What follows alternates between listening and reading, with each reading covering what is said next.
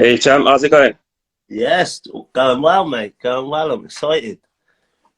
I'm excited. You're excited. I think we're all excited, mate. It's going to be it's a massive show and a fantastic matchup. Yeah, exactly. It's a proper 50-50. It's like what people are getting excited about at the moment, you know. So yeah, I can't wait. Yeah, brilliant, brilliant. Mikey, we had an interview before, obviously before your I think your last fight against Martin Harkin. Obviously, fantastic performance there on that night. Yeah, Comfortable victory. I want to ask you, obviously going into this fight, how's camp been for you? it's it's been better than ever by a mile. I've got a great team around me. Everything's been brilliant. Like the weight has been better than it has been for the last probably 4 or 5 years. You know what I mean? Everything's been perfect this camp. I've had good sparring partners. Um, I've I've really done well. But every boxer's going to say that their first fight on the big stage, isn't they? Oh, I'm in the shape of my life. Oh, I'm better than I ever been. So let me just show everyone. You know? Yeah, 100%. I mean, obviously, I've seen on past interviews you've done, you touched up upon obviously being able to train full time, obviously having the sponsors and stuff like that, being able to go to the gym every day and not have to worry about obviously funding yourself. How's that been? How much of influence has that been for you, obviously, in your career so far? Yeah. So my first two title fights, I was still working a 9 to 5. My first two title fights, and I'll always remember my first title fight was against Ryan Martin in Swindon, like in his hometown. I was the B side then, and I had a newborn baby daughter at the same time. I I used to wake up like 5 in the morning, train, go to do a 9 to 5 all day, then train up straight after work, and I was getting in at like 7, 8 o'clock at night. Like most days, I didn't even see like the first few months of my daughter's like life. Do you know what I mean? Because I was working, and it was tough to get away sparring and things like that. So being able to do it as my job and do it full time, I'm blessed. I'm over 3 years full time now. So yeah, it's good times. Brilliant, brilliant. I mean, obviously, a lot of boxers talk about how important it is to obviously be able to do it full time. Obviously, a lot of at the moment as we've gone through a pandemic, a lot of people fight on small shows are not being able to obviously do it full time. They have to find another job, an alternative to get them through this tough time. So it's very important, obviously, to be able to not worry about that side in terms of just concentrate on the boxing. Yeah. I'm lucky. I've got a real good team of sponsors around me, and obviously 2020 was a difficult year for everyone, and they still stood by me. And although I still managed to fight like only the once last year, so yeah, I'm really grateful that I've got good sponsors backing me. So yeah, I'm in a good place. Brilliant, brilliant. So obviously, we're going to talk about. Obviously, you mentioned about some of your sparring. I've seen some pictures of you not sparring, but obviously pictures of you after sparring with that's of Sam Gilley, who's going to be fighting next week in a massive show on BT Sport. Yeah, A few others. You want to mention any other names you might have sparred during this camp? yeah, I've sparred Sam Maxwell. Um, he came down, like everyone's came to me for the first ever time. I've been able to have people come to me, so I'm blessed. I've had Sam Maxwell came down for a few days. I finished my sparring last week with Harry Scuff. He came down from Derby last week. Obviously, Sam Maxwell came down from Liverpool. There's a young lad that I was doing a bit of sparring with, Aadam Naseem. He's one to look out for in the future. I've sparred like a few good fighters in this camp, and it's all gone well. So yeah, big up all my sparring partners. Yeah, it's always good. Obviously, it's always good to get the rounds in sparring to get you ready. Obviously, you've got massive fights coming up themselves, so obviously you'll be helping each other really. Yeah, obviously Sam Gilley's on the day before mine, and Sam Maxwell's on that same card as well as actually one of my teammates, Matt King, who's having his debut on that card as well. So yeah, I'll be tuning in to watch them boys and rooting for all three of them.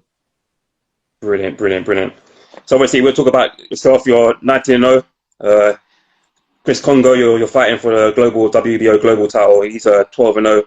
Yeah. both unbeaten records. Obviously, how big a fight is the winner? How big a fight is this for the winner? Pushing on to obviously go on to maybe fight for world honors. Well, you just got to think what a time it is to be a welterweight domestically. Like with all of the names domestically, like people just look at the Conor Benns, Josh Kellys, and like say Chris Kongo, people like that. But there's the likes of me, who not really, I wasn't ever given my fair share of like publicity and like and stuff like that. And then there's obviously the British champion Chris Jenkins, the English champion Sam Antwi, Lewis Crocker, who had a good win last week, you know. So the welterweights like scene's thriving. I think the winner of me and Chris does really go towards the top of the tree. But it's still a great time to be a welterweight, you know. As a fan as well as a boxer, because like the pots are a good pot at the moment. So yeah, I'll see the winner of me and Chris like catapulting straight like to massive things, but there's great fights that could happen in the future as well. So yeah, it's brilliant times. Yeah, it truly is. Obviously, you've got loads of fighters out there. Obviously, you could potentially obviously mention Antwi, who's a champion. You obviously got Chris Jenkins. Obviously, just come back. He's having an injury. He'll be fighting soon again against Usman as well. That's another good fighter there. There's Yeah, Paddy Donovan as well, a British potential obviously fight as well. You've got so many. I can name so many. It's exciting times. Obviously, not just domestically as well, but at world level, and then on the brinks of, on the cuffs of world level as well. yeah. The future's bright for British boxing, 100%. Brilliant. Okay, well, I want to ask you, obviously, you spoke about how you're fighting for Portsmouth. Obviously, the city means a lot to you. How big would it be for you to bring that title back to Portsmouth? I am going to bring this title back to Portsmouth. Like on Saturday, that belt, I'm leaving Gibraltar with that WBO Global belt to add to my collection. 100%. I'm more than confident. But it's a blessing to be flying the flag for Portsmouth, my city. You know, in boxing, I'm like the flag carrier, really. You know, so it is a blessing, and it's like since this fight's being made, I've got great following anyway from Portsmouth, but since this fight's been made, the love and support that I've been shown from my city's been amazing. I'm proud to be from Portsmouth, you know. So yeah, I can't wait to bring another bout back to the city, bring publicity back to the city, and celebrate, you know. I can't wait to celebrate, eat some food, wearing my new belt. Obviously, my colleague Nando from Pound for Pound Boxing has asked you a question as well. Yeah. Obviously, you mentioned the thing on Portsmouth. Obviously, Pompey, you're a diehard Pompey fan. Is it a dream for the fight at Fratton Park? And would you like John Westwood to walk the ring, bring you out the ring walk? I would love to. That is an ultimate goal of mine. Like to fight at Fratton Park. If Westwood's there as well, you know. Like I've got good following in Portsmouth. I can't wait. I can't actually wait for crowds to come back, and so then my Portsmouth supporters can come and watch me fight and stuff. I haven't actually fought in Portsmouth since 2017 when I stopped calling lines, but they've still travelled the capital and stuff to watch me fight and stuff. I'd like to fight in Portsmouth again, especially Fratton Park. Yeah. Especially Fratton Park. That is my goal, and it can happen. And like every win that I have, it makes it more and more likely to happen. So yeah, hopefully. Who knows? Obviously, if you win, I'm not gonna say obviously I'm gonna be on the fence on this one, but if you do win on the weekend, obviously it will be nice to have a homecoming back in Portsmouth, being champion. So how much that's even more of a incentive for yourself. Yeah, but I'm a man on a mission anyway. Like once I win, not if I win. Once I win, I'm still looking forward. Like if you look at me in my career, every guy that I fought, I just want better and better each time. And like winning this, I'd probably want another challenge which is even even bigger. I don't mind being the B-side. Like, I've been the B-side a few times before, you know. Eventually, I'd like to fight in Portsmouth again, though. Definitely, 100%. But they follow me wherever I go. They'll follow me. I could fight. Like, I'll tell you what, if they could travel on this one, I'd get good following that out in Gibraltar. I generally would. So I've got a lot of love for my city. A lot of love. Yeah, I mean, obviously, I agree with that. Obviously, I've seen it so many times before. Obviously, a lot of fans coming to watch your fights, and obviously, it's a shame that obviously British boxing fans can't go over to Gibraltar. Obviously, travel restrictions is not allowing that. But what I want to ask you is, obviously, both of you. I remember interviewing before last year. You were saying you needed a big fight. You believe that a lot of people are ducking you in the division. The same with Chris Kongo. I interviewed Chris a few times. He's the same thing. He says that obviously he's not being able to get the fights. He wanted the fights are always falling through.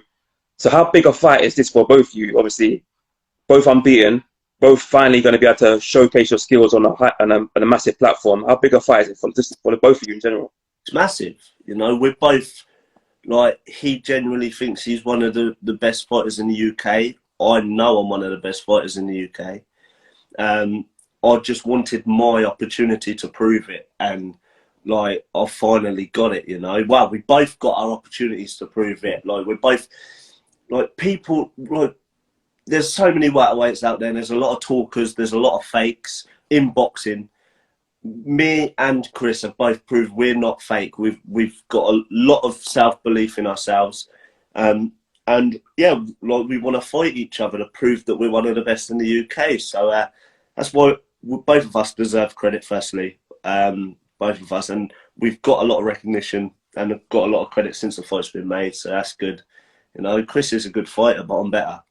100%. Okay. So let's talk about obviously providing you win, potential fights what could happen for you as well. Obviously, I don't know if you watched it's a massive climb up. Obviously, you watched the last night's fight between Jesse Vargas and Maurice Hooker. David Avenisi obviously beat Josh Kelly. Virgil Ortiz, Maurice Hooker. Yeah. Sorry, my bad. Virgil Ortiz, Maurice Hooker. Fantastic stoppage from Virgil Ortiz in the 7th round. Obviously, Lipnitz as well. Porter, if you go up, climb up there's obviously outside the champions, Porter, Kelly, Broner. There's so many massive fights out there in the welterweight division, maybe on a level higher up. Any one of the fighters there I mentioned you maybe would love to get in the ring with? Hey, listen, no word of a lie. Ask my manager, Lee, and when Virgil Ortiz signed with MTK like a couple of months ago, I said, "Give me that fight." I generally did. Like, I let out there, like, I'm in boxing to, like, be as successful as I can and get the biggest fights and put my city on the map and make my daughter proud. Like, I'm in boxing for all of that, and like, I've got so much self-belief. I want these big fights. Like, I want these big fights. So he did look unbelievable again last night. What a knockout! But you know, why not? We accepted. Yeah, Jaron Ennis as well. There was talks with Jaron Ennis as well, and I was calling, like, for them fights. Do you know what I mean? Like, I'm a real person. I would fight them, 100%. I think that's what the British boxing fans love about you and Chris, that you're not afraid to fight anybody, and that's where we've been a bit frustrated that fights what fans want haven't been made, because some fighters, I'm not going to mention any, but some fighters don't really want that smoke.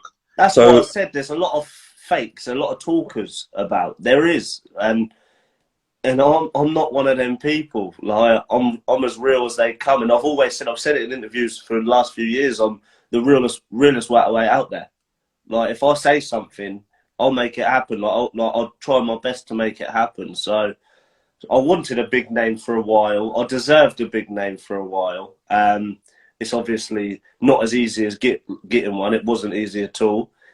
After my last fight, you see on interviews, the one name I called out on the side of the ring on my very first interview after the Harkin fight was Chris. Because I knew that if I was to get one of the big names, I more than likely would get the Chris fight. Like, he would more than likely fight me out of them guys. So I called him out straight away in a respectful way and stuff. Like, I'm not really a disrespectful guy, but called him out. And a few months later, Leighton called me and said the Chris Kongo fight's been made. I'm buzzing. Like, he's just said there, I'm a pest. I am a pest because I'm so hungry. Like, I'm so hungry in this sport, like, to be successful. I just want it all, you know. So I'm a pest, but I won't be a pest for much longer. Definitely not. I've got what I want. Obviously, shout out to Lee as well, and obviously everybody at MTK Global and everybody obviously at Matchstream as well for making this fight possible, because it's a fantastic fight and a fight that for me could be potentially the fight of the night. I really do think that, because you've got some great fights on there, but for me this could be the pick of the one, pick of the bunch for me.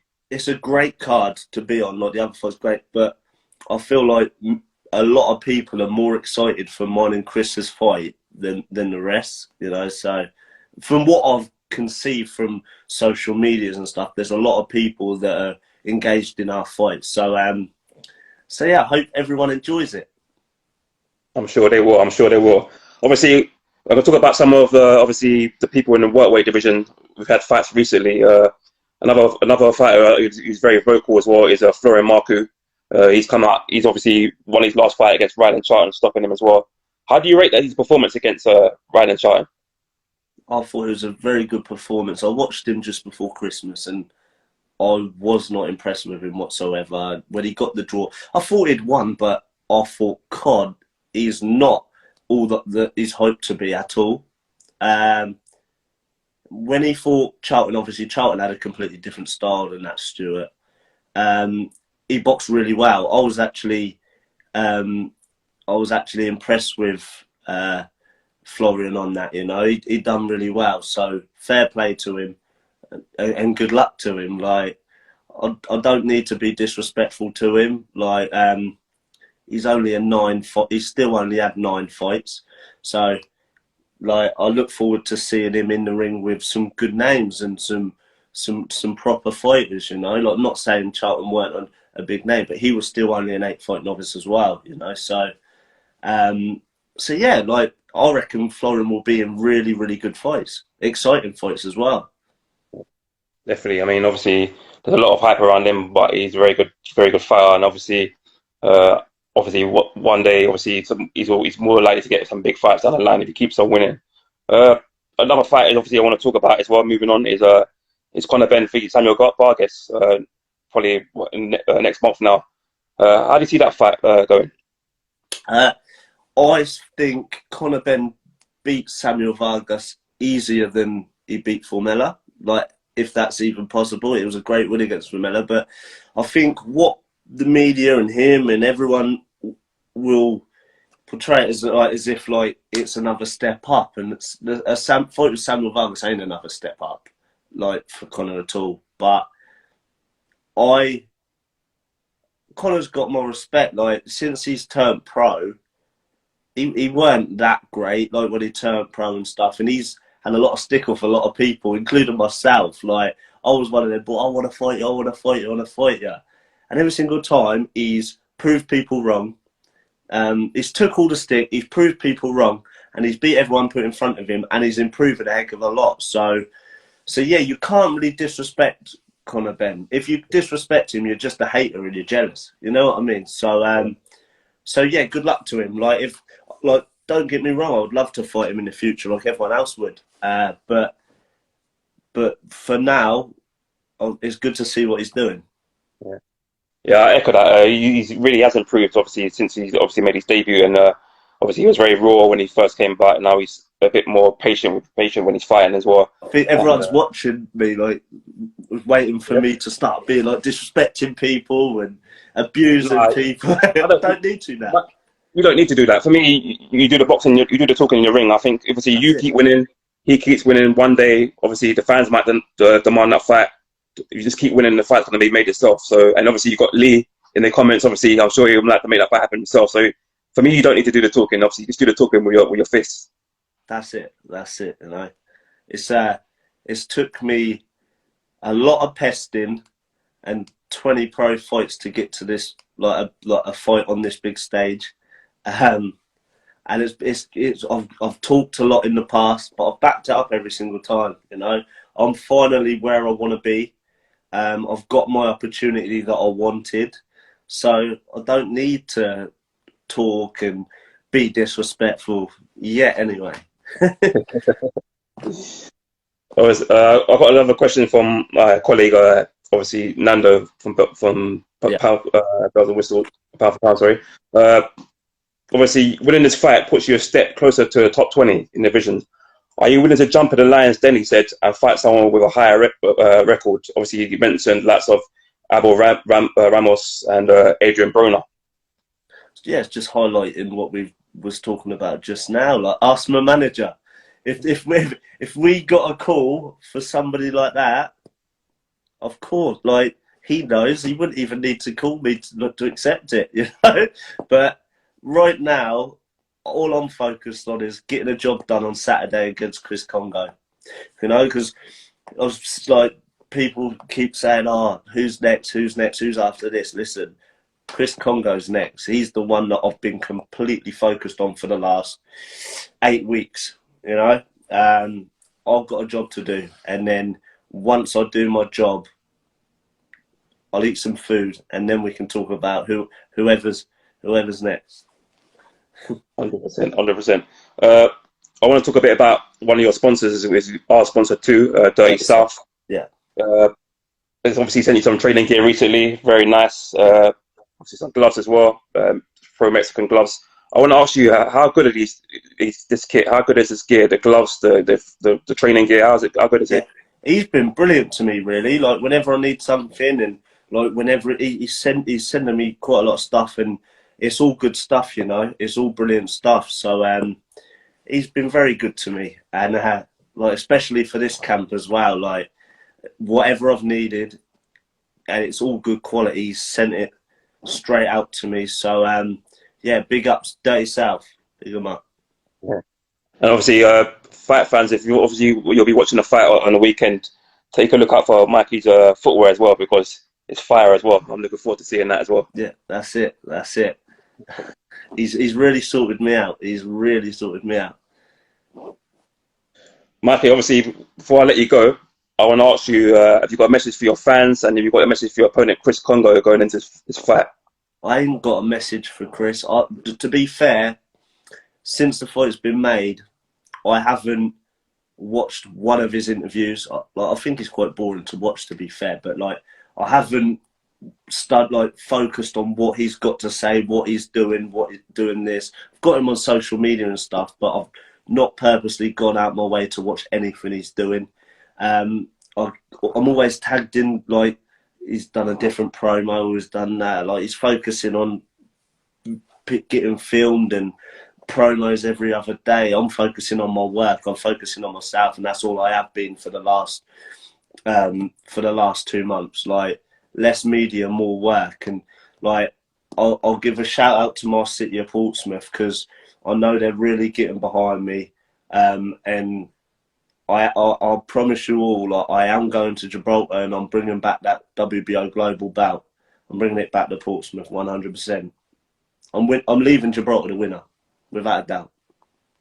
Brilliant. Mikey, absolutely, I wish you nothing but the best going into this fight. I'm really looking forward to this fight, like I said before, and I wish you both get home safe as well after this fight, and I'm sure we'll catch up again soon as well.